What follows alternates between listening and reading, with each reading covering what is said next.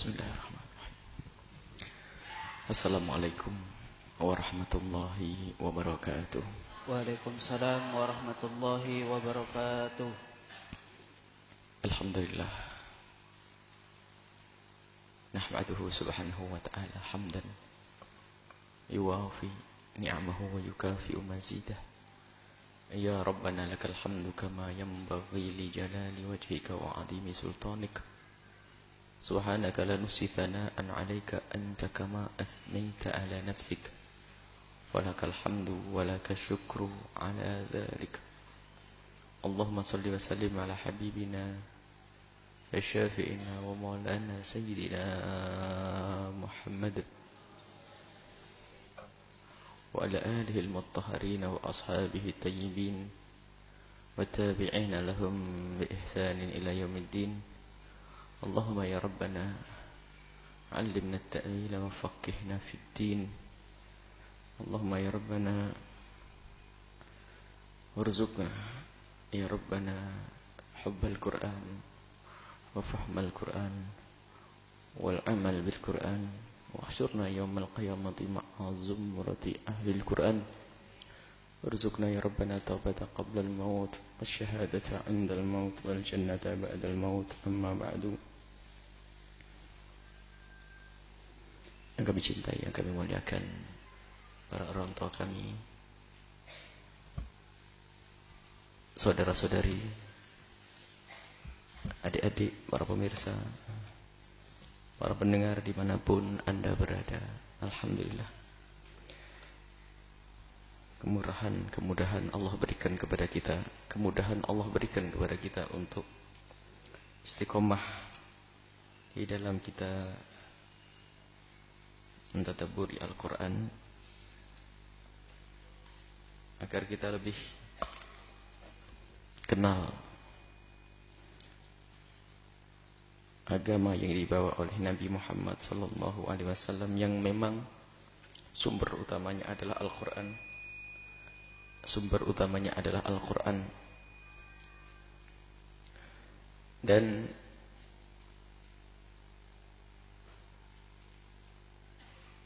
juga Al-Quran adalah kalamullah. Sebaik-baik kalam adalah kalamullah, yang tidak ada kebatilan di dalamnya. Semua adalah kebenaran.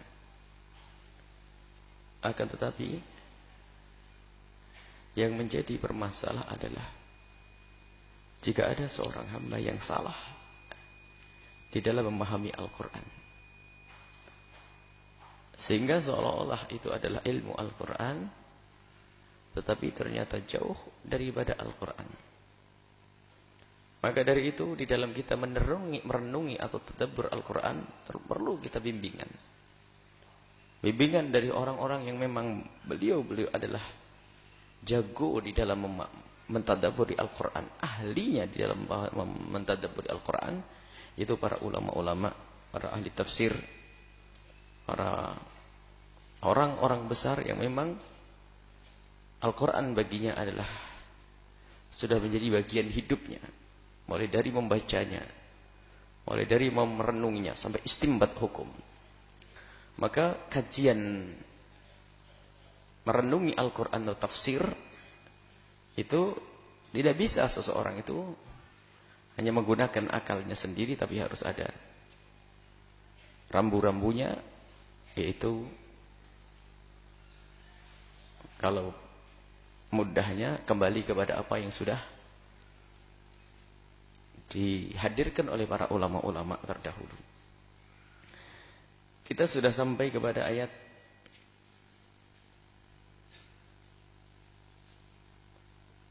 surat An-Nisa, ayat yang ke-100 ke-36. 26.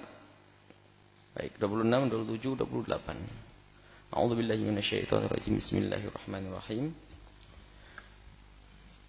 Yuridullahu liyubayyana lakum wa yahdiyakum sunanal ladzina min qablikum wa yatuba 'alaikum wallahu 'alimun hakim. Wallahu yuridu an yatuba 'alaikum wa yuridu alladhina yattabi'una asy-syahawati an tamilu mailan 'azima. Yuridu Allahu an yukhaffifa 'ankum. Wa khuliqal insanu dha'ifa. Wa khuliqal insanu dha'ifa. Yuridullah, Allah menghendaki dengan ini semua, dengan rincian firman-firman, Allah menghendaki liyubayyina lakum, untuk menjelaskan kepada kalian, wa yahdiyakum, dan memberikan petunjuk kepada kalian, memberitahu kepada kalian, sunanal ladzina min qablikum, sunnah atau rambu-rambu cara hidup yang benar, undang-undang, peraturan, hukum umat-umat terdahulu.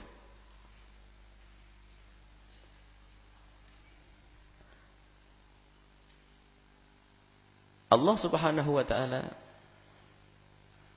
di dalam firman-Nya banyak mengisahkan tentang umat terdahulu dan juga menjelaskan aturan-aturan yang diberikan oleh Allah kepada umat terdahulu, dan juga Allah Subhanahu wa ta'ala memberikan contoh kepada kita bahwasanya ada umat terdahulu, hamba yang taat, patuh, mereka mendapatkan kemuliaan di hadapan Allah. Akan tetapi juga ada di antara mereka adalah hamba yang membangkang, dan agar kita tahu, diberi petunjuk kita oleh Allah, agar kita belajar dari umat terdahulu. Di antara mereka yang membangkang, yang kurang ajar, yang tidak patuh, maka akan ada hukumannya. Ada hukuman bagi mereka. Agar kita mau belajar bahwa jika kita tidak patuh dengan apa yang Allah merintahkan, dan kita juga tidak menjauhi apa Allah larang, atau kita tidak mau ikut peraturan Allah, maka ketahuilah kita pun juga akan menemukan kehancuran yang serupa. Allah yang menciptakan makhluknya, hambanya, maka Allah adalah yang lebih tahu tentang hambanya. Maka yang paling tepat untuk membuat peraturan adalah Allah. Sungguh aneh dan unik jika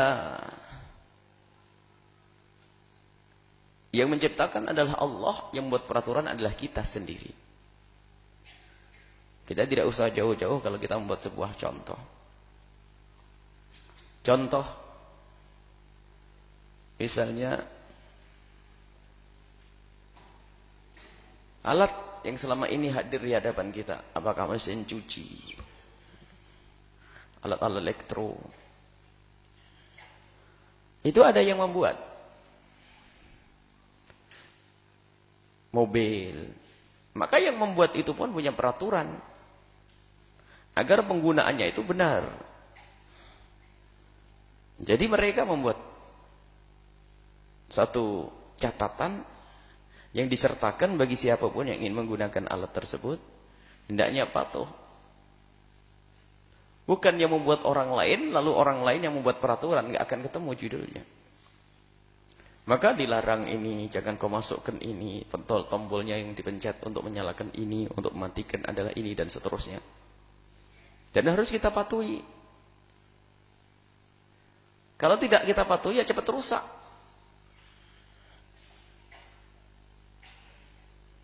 Dan bukan sesuka hatimu. Mobil, misalnya, biarpun dalam keadaan apapun, BBM naik sekalipun, ya tetap harus bensin itu. Tidak boleh kita membuat peraturan sendiri, sudahlah aku suka susu, besok aku ganti dengan susu. Yang membuat mobil pun tidak pernah mengizinkan mobil itu kita kasih susu. Jadi yang punya peraturan adalah yang membuat. Maka jangan sekali-kali yang tidak membuat itu membuat peraturan, ini menjadi bermasalah. Begitulah Allah dengan ciptaannya ini semuanya. Maka yang menyelamatkan kita adalah di saat kita ikut panduan, ikut peraturan Allah Subhanahu wa taala. Aturan-aturan Allah Subhanahu wa taala.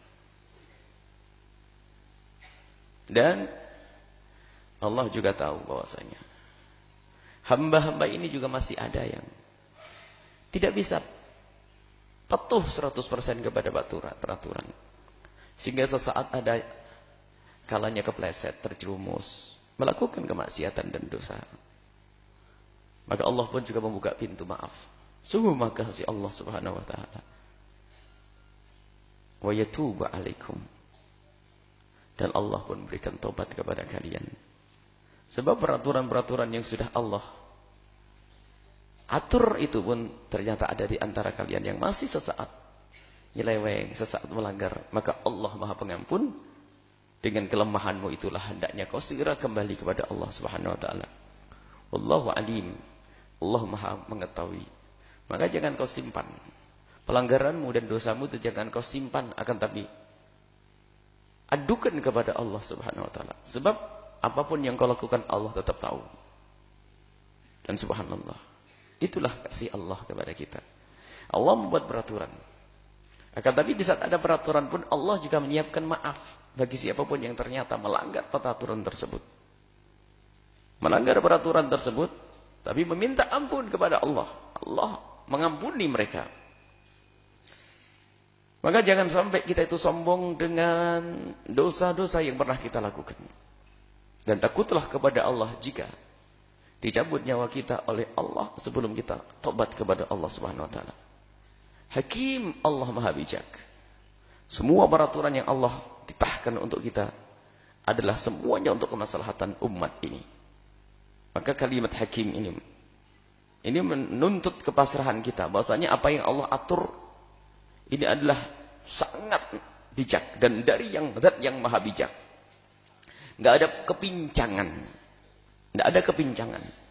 Termasuk undang-undang yang kalian kadang meragukan karena buah dari pergaulanmu dengan orang-orang yang tidak pernah kenal Allah, buah dari pergaulanmu dengan hamba-hamba yang tidak pernah kenal Nabi Muhammad, sehingga kadang muncul keraguan-raguan yang dihembuskan oleh iblis melalui lidah bagundal-bagundalnya orang-orang yang tidak beriman, termasuk saat ini adalah orang yang mengaku dirinya orang Islam, mencurigai Islam. Sesaat mengatakan Islam tidak adil dengan warisnya, sesaat mengatakan Islam adalah diskriminatif, sesaat mengatakan Islam itu adalah tidak adil dengan pembagian, dengan masalah talak, perceraian dan seterusnya. Ini kadang keraguan-keraguan ini dihembuskan oleh setan melalui lidah orang yang kadang mengaku dirinya adalah kenal Islam. Pangkas dengan kalimat Wallahu alimun hakim. Allah Maha tahu dan Allah Maha bijak.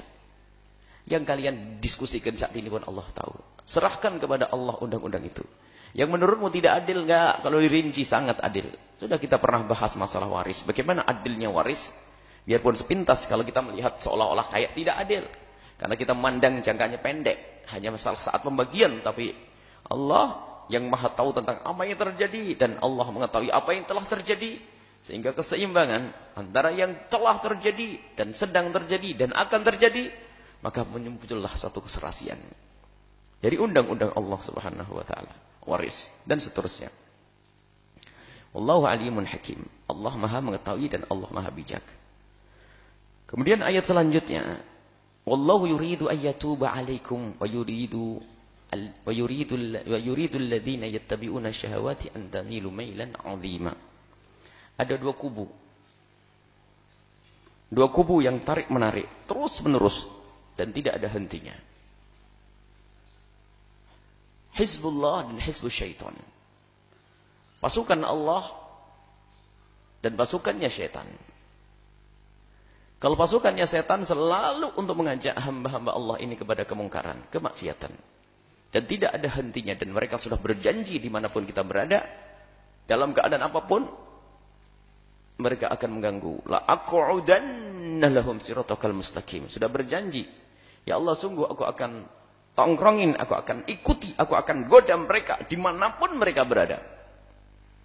Biarpun di dalam masjid, setan pun masuk untuk menggodanya. Dan melalui bermacam-macam cara, itu kubu setan. kubu setan. Tapi kubu kemuliaan, para pecinta-pecinta Allah selalu mengajak kepada kebaikan. Rasulullah SAW mengajak kepada kebaikan. Nah, ini terus, pertentangan ini selalu ada. Dan kita harus sadar, menjadi kubu siapa kita? Menjadi kelompok siapa kita? Setiap saat terus. Wallahu yuridu ayyatuba alaikum. Kala-kala atau saat kalian melakukan kemaksiatan. Saat kalian melakukan kemaksiatan, Allah membuka pintu maaf. Dan kalimat sekarang, kalau tadi diulang lagi, kalau tadi wa yutuba alaikum, sekarang dijelaskan wallahu yuridu ayyatuba alaikum. Allah menghendaki kalian untuk tobat. Sungguh maha kasih Allah. Jadi tobatmu itu ternyata didahului oleh kehendak Allah.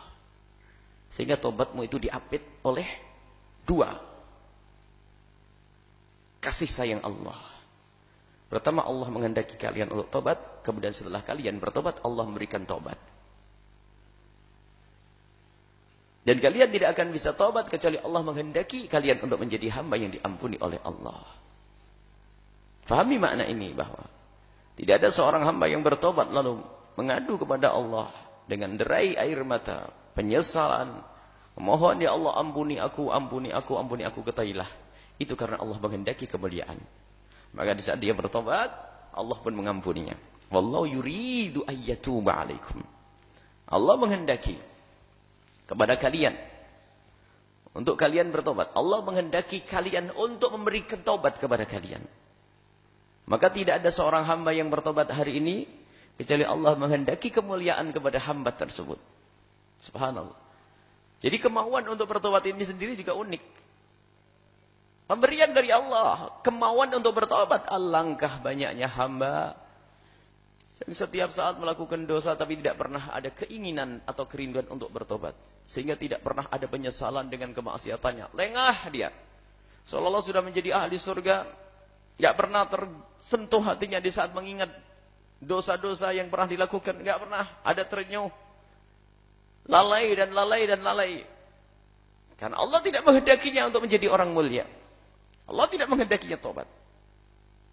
Dan tanda hamba yang tidak dicintai oleh Allah adalah hamba yang tidak digerakkan hatinya untuk bertobat. Al-Quran menjelaskan bahwasanya orang yang dicintai oleh Allah bukan semata-mata orang yang hanya melakukan ketaatan-ketaatan saja. Ternyata orang yang kembali kepada Allah dengan tobat pun ternyata juga menjadi sebab seorang hamba itu mendapatkan gelar mahbubiyah, gelar kecintaan, dicintai oleh Allah Subhanahu wa taala. Allah tekankan innallaha yuhibbut tawwabin. Allah mencintai, dan bukan kalimat saja. Allah mencintai. Innallaha yuhibbut tawwabin. Allah mencintai hamba yang terus menerus bertobat. Lihat kalimat terus menerus. Bukan tobat sesaat lalu setelah itu tuntas. Tidak. Terus menerus menjaga tobat, meningkatkan tobat dan terus bertobat. Bertobat. Jadi bertobat itu sudah kewajiban setiap saat. Seperti halnya setiap saat kita melakukan dosa, maka tobat pun harus setiap saat dan tidak ada hentinya. Maka orang yang dicintai oleh Allah, dia punya kebiasaan tawwab, terus meningkatkan tobat. Tapi musuh-musuh Allah, setan, itu bertentangan dengan ini. Dan ditanya, wa yuridul ladzina yattabi'una syahawat, mereka yang mengikuti syahwat dan hawa nafsu. Orang-orang yang tidak beriman kepada Allah dan Rasulnya. Syaitan, persekongkolan mereka itu menghendaki apa? Menghendaki kalian antamilu mailan azima. Ini. Syaitan, musuh-musuh Allah menghendaki kalian, lihat, seperti halnya Allah mencintai orang yang terus meningkatkan tobat dan tobat dan tobat, maka setan pun terus menghendaki kalian untuk melakukan kemaksiatan dan kemaksiatan dan kemaksiatan. Sebagai katanya mailan. Mailan itu adalah melenceng dari kebenaran. Bukan sekedar melenceng, tambah ya'aziman, terus melenceng, melenceng, melenceng, melenceng. Bukan mailan saja, tapi mailan azima. Kebalikan daripada tawwabina. Allah Maha Pengampun. Allah sangat mencintai, innallaha yuhibbut tawwabin, orang yang meningkatkan tobat dan tobat. Dimulai dari tobat dari dosa-dosa besar kemudian meningkat tobat dari dosa kecil, hingga sampai dia tidak pernah bisa membedakan antara dosa besar dengan dosa kecil, semuanya baginya adalah menjadi dosa besar. Sehingga orang kalau sudah martabat tinggi, tidak pernah berpikir kalau ini dosa kecil. Jadi biarpun dosa itu kecil, di hadapannya dirasakan sebagai dosa gede karena dia melanggar Allah. Jadi sesuai dengan kadar. Kerinduan dan kecintaan kepada Allah itulah yang akan menjadikan kesadaran akan dosa itu besar atau kecil. Semakin besar kadar kecintaan kepada Allah, semakin rindu kepada Allah, semakin dekat kepada Allah, dekat. Ketahuilah kesalahan sedikit pun akan menjadi gede. Kalau orang itu biasa tidak ada kedekatan dengan orang, tidak ada kedekatan, kita tidak memuliakan dia, menghargai dia. Lihat kita ngomong seenaknya. Manusia. Walillahil matsalul a'la, kita tidak boleh membuat contoh untuk Allah dengan manusia. Akan tapi untuk mendekatkan pemahaman bahwa kalau kita dekat dengan seseorang yang kita menghargai dia, memuliakan dia, kita mencintainya, mencintai secara sesungguhnya. Apakah itu suami atau istri, orang tua? Lihat cinta yang sesungguhnya, lihat. Kita ngomong nggak enak sedikit saja, atau lengah, atau kurang pengabdian saja, udah mikir. Aku kurang ngabdiku. Jadi kesalahan sekecil apapun dirasakan nggak gede. Allah. Terlambat 5 menit kayak terlambat 2 hari. Allah, mohon maaf. Tapi kalau sudah hati yang nggak nyambung, biarin, ya, paling cari makan sendiri. Udah gede itu sama orang tuanya mungkin begitu. Kenapa? Tidak ada kedekatan hati. Begitu juga dengan Allah Subhanahu wa taala, sesuai dengan besar kadar kecintaanmu dan kedekatanmu kepada Allah, itulah yang menjadikan engkau sadar akan besarnya dosamu. Maka setelah itu tidak ada dosa kecil. Baginya dosa kecil adalah gede. Maka pembahasan para ulama tentang dosa kecil itu adalah pembahasan, bukan pembahasan dirasa. Pembahasan dinilai sebelum ada pelakunya. Jadi ini dosa ini kecil. Dosa kecil. Tapi di saat dilakukan oleh seseorang menjadi beda. Siapa yang melakukannya? Siapa yang melakukan? Kalau melakukan orang dekat, ahli ulama yang ngerti ilmu, maka menjadi gede.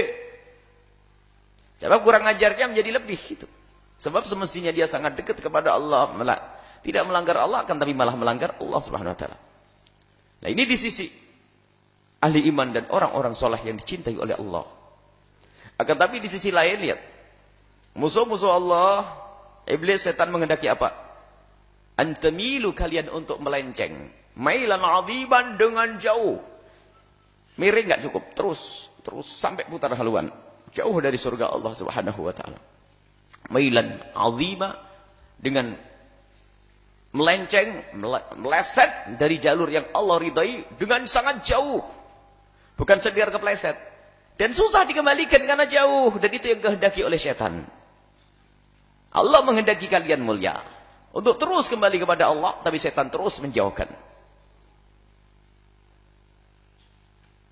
Dan harus kalian sadari bahwa kemurahan yang Allah berikan, pengampunan, dan begitu mudahnya pintu maaf. Itulah Allah yang Maha Kasih, karena Allah mengetahui kalian itu lemah. Kalian itu lemah. Yuridullah yukhaffifa ankum wa khuliqal insanu dha'ifa. Allah ingin meringankan kepada kalian. Sudah diringankan masih gak sadar. Allah meringankan kepada kalian. Kesalahan yang kau lakukan, kalau kau segera kembali kepada Allah, Allah akan ampuni. Allah akan berikan pengampunan kepada kalian. Maka kembalilah. Yuridullah ayyukhaffifa ankum. Allah ingin meringankan kepada kalian, tidak ingin memberatkan kepada kalian. Allah tidak ingin memberatkan kepada kalian. Termasuk kewajiban-kewajiban yang Allah bebankan kepada kita. Ternyata di situ juga banyak kemurahan-kemurahan. Allah tidak memaksakan seorang hamba untuk melakukan sesuatu yang ia tidak mampu. Ini kemurahan yang dihadirkan oleh Allah. Maka seperti cerita sebelumnya, yang tidak menikah dengan wanita merdeka, boleh menikah dengan budak. Ada kemudahan-kemudahan. Kalau kita bicara tentang sholat sendiri, dimudahkan, nggak bisa wudu, boleh tayamum. Nggak ada kesusahan nggak ada sesuatu yang memberatkan bagi seorang hamba yang ingin dekat kepada Allah. Dan begitu mudahnya orang dekat kepada Allah Subhanahu wa Ta'ala. Yang punya uang dengan uangnya, yang punya pangkat dengan pangkatnya, yang tidak punya apa-apa pun ternyata bisa mendekat kepada Allah dengan memperbanyak zikir, menjaga lidah, menjaga mata. Ini yang lemah. Tentu dalam menjalankan sesuatu harus kita sadar tentang kelemahan kita. Jangan dipaksakan sesuatu yang di luar kemampuan kita, maka akan patah. Putus asa. Termasuk mendidik anak pun harus dengan halus, perlahan. Sesuai dengan kelemahan pemahaman dia. Sesuai dengan kelemahan dia, kelemahan imannya, perlahan. Jangan sampai kita teror dengan harus ngaji, harus begini dulu, enggak. Tapi dengan kelembutan dan keindahan. Itu yang diajarkan oleh Allah Subhanahu wa Ta'ala. Dikukuhkan wa khuliqal insanu dha'ifa, manusia diciptakan dalam keadaan lemah, maka sadari kelemahanmu itu. Maka kalau orang menyadari kelemahannya, mudah baginya. Orang itu kalau merasa pintar tuh enggak mau ngaji, saya repot. Susah dibetulin. Merasa pintar. Allah ciptakan kalian itu lemah, maka karena kalian lemah, sadari kelemahanmu itu.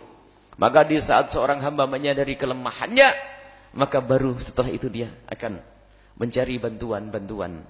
Dan ketahuilah, bantuan yang paling hebat adalah dari Allah Subhanahu wa Ta'ala. Maka muncullah ahli-ahli tawakal. Jadi dalam menjalani tugas tidak cukup kita mengandalkan apa yang kita bisa. Ada dua hal yang selalu kami ikutkan. Dalam aktivitas yang kita jalani, apakah itu seorang ustadz yang mengajar, seorang bisnismen dalam usahanya, atau apapun, maka ketahuilah tidak cukup engkau mengandalkan akal dan tenagamu, itu adalah kesombongan.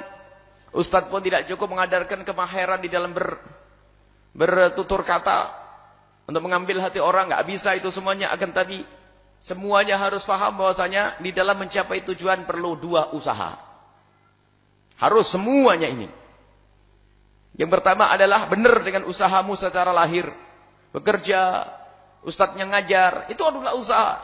Separuh perjalananmu adalah usaha. Menggunakan apa yang Allah berikan kepada kalian dengan semaksimal mungkin. Nah ini maksimal. Gunakan kalau untuk mendidik orang maksimal. Ngajar, dan ngajar. Semaksimal mungkin. Jadi kita harus sadar itu. Maksimal, semaksimal mungkin. Tapi lihat, kita tidak akan sampai kepada hasil yang sesungguhnya. Kecuali dibarengi dengan cara berikutnya. Yaitu bagaimana? Mengadu kepada Allah, memohon kepada Allah. Menyadari kelemahan kita sehingga langsung kita menghadap kepada Allah Subhanahu wa Ta'ala. Ini dibutuhkan oleh siapapun, kata Imam Nawawi rahimahullah ta'ala. Termasuk ustadz yang ngajar. Tidak cukup ustadz mengajar hanya mengandalkan dengan kehebatan metode yang ia hadirkan. Metode menghitung cepat. Metode menghafal cepat. Metode macam-macam cepat. Kehebatan luar biasa. Termasuk seorang penceramah pun yang selalu menghadirkan materi-materi yang dahsyat, memukau, bikin orang terkagum-kagum luar biasa dengan kalimat yang fasih. Tidak cukup itu semuanya. Dan itu diperlukan. Sarana lahir itu Nabi Muhammad SAW mengajarkan. Sunnatullah harus kita ambil sarana zahir. Kalau berusaha kerja keras cari duit. Tapi ternyata ada satu hal lagi yang perlu dan sangat perlu untuk kita hadirkan adalah menyadari kelemahan kita di hadapan Allah Subhanahu wa Ta'ala. Maka di saat seperti itu seorang hamba dalam usahanya dibarengi dengan kesadaran untuk menengadahkan tangan dan memohon kepada Allah Subhanahu wa Ta'ala. Dan ini pun ternyata juga sering dilupakan oleh seorang guru yang mengajar muridnya. Tanyakan wahai kepada para guru, di saat engkau mengajar muridmu di pagi hari, sudahkah engkau memohon kepada Allah di malam hari? Yang memberikan petunjuk adalah Allah. Yang memberikan kesadaran adalah Allah. Kadang berubah menjadi kesombongan karena kehebatannya. Belajar ekonomi, prinsip ekonomi adalah pengeluaran sekecil-kecilnya untuk mendapatkan hasil sebanyak-banyaknya. Ternyata tidak disadari dengan ngadu kepada Allah jadi orang pelit. Kenapa? Pengeluaran sekecil-kecilnya untuk mendapatkan hasil sebanyak-banyaknya. Waduh, sedekah gua ngapain sih? Karena tidak tahu bahwasanya Allah melalui lidah Nabi SAW dengan kau membantu orang lain akan mengundang bantuan dari Allah. Dengan engkau menolong orang lain, Allah akan tolong kalian. Ya, beda ini. Kenapa tidak cukup mengandalkan kecerdasan otaknya? Termasuk ustadz yang ngajar. Guru yang ngajar jangan lupa memohon kepada Allah untuk jamaah yang akan diajarnya. Ini adalah kewajiban. Jadi untuk menggapai kesuksesan, jangan lupa hendaknya seorang hamba itu melakukan dua hal. Yang pertama, usaha semaksimal mungkin. Dan ternyata pasti mentok dalam satu titik yang namanya lemah. Oh iya, saya itu lemah. Sehebat apapun dia, lemah dia. Lemah dia. Jago berbisnis luar biasa, lemah dia. Hebat. Kayak apapun lemah. Maka setelah itu, sadarlah engkau minta kepada Allah Subhanahu wa taala. Dan kelemahannya pun sebetulnya sering diungkapkan dengan perilaku biarpun lidah tidak. Seorang kaya apapun ternyata dalam rumahnya dia perlu seorang pembantu yang membantunya. Ternyata setelah itu dia perlu karyawan. Karyawan itu fungsinya apa sih? Untuk menyempurnakan tugasnya dia, untuk menyelesaikan produksinya. Itu sebetulnya kelemahan. Cuman kadang ditumpangi oleh sifat sombong seolah-olah dia hebat. Sebenarnya dia harus sadar bahasanya dia tidak bisa menyelesaikan rumah tangga, perusahaan, pekerjaan kecuali dibantu oleh orang.